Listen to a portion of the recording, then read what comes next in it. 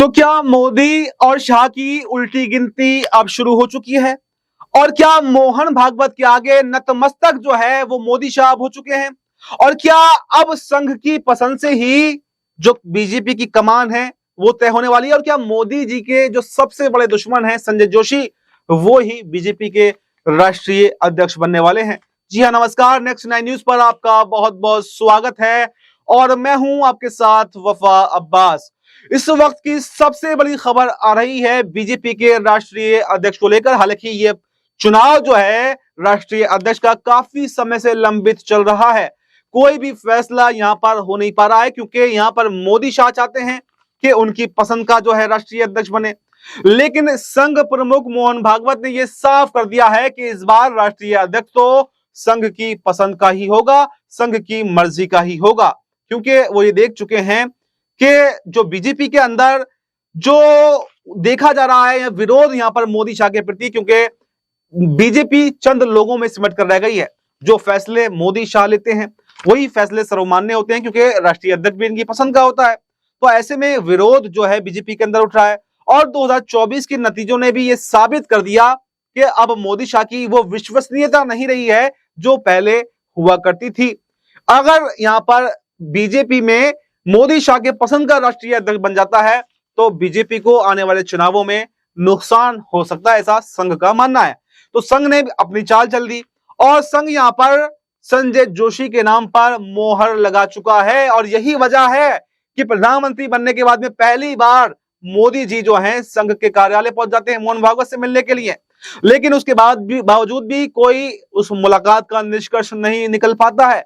उसके बाद में अभी हाल ही में देखा गया कि कैसे मोहन भागवत पीएम मोदी से मिलने पहुंच जाते हैं उनके आवास पर, और उसके बाद में ही जातिगत जनगणना जिसके मोदी और शाह विरोध करते थे, वो जातिगत जनगणना मोहन भागवत के कहने पर यहां पर लागू कर दी जाती है। यानी बीजेपी अब जातिगत जनगणना करवाएगी।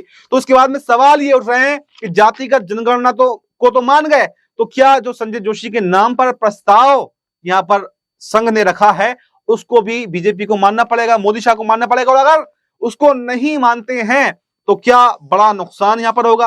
तमाम सवाल यहां पर उठ रहे हैं। एक सवाल तो यह है कि जातिगत जनगणना इसीलिए मोदी जी ने करवा दी कि संजय जोशी को राष्ट्रीय अध्यक्ष न बनाओ, अध्यक्ष हमारी पसंद का होगा, जातिगत जनगणना हम करवा देते हैं।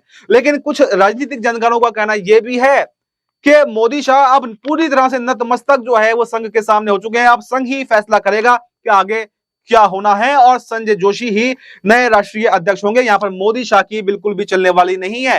पहले यहां पर जातिगत जनगणना करवाई जाएगी और जो जातिगत जनगणना का एक फॉर्मूला है उसमें ना तो मोदी शाह फिट बैठते हैं और ना ही उत्तर प्रदेश के सीएम योगी फिट बैठते हैं।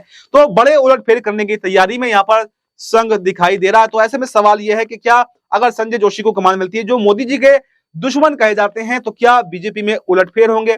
क्या फिर संजय जोशी भी अपनी मनपसंद के नेताओं को जो है वो कैबिनेट में शामिल करवाएंगे? और अगर ऐसा होता है तो यहां पर मोदी शाह की जो पावर है, मोदी शाह की जो पार्टी के अंदर कद है, कहीं ना कहीं वो घट सकता है, क्योंकि बहुत सारी चीजों में राष्ट्रीय अध्यक्ष की सहमति जरूर चाहिए होती है और इसीलिए यहां पर दांव पेच जो है वो फंसता हुआ दिखाई दे रहा है। ऐसे में अब सवाल यह है कि क्या यहां पर मोहन भागवत की जीत होगी या फिर मोदी शाह जो है अपनी बात को मनवाने में कामयाब हो पाते हैं? अब ये देखना काफी दिलचस्प होने वाला कि आखिर कब तक यहां पर जो है राष्ट्रीय अध्यक्ष के नाम पर मोहर लगेगी और संजय जोशी या फिर कौन ऐसा चेहरा है जो यहां पर राष्ट्रीय अध्यक्ष पद की कमान संभालेगा। इस रिपोर्ट में फिलहाल इतना ही। इस पूरी रिपोर्ट पर आपकी क्या राय है?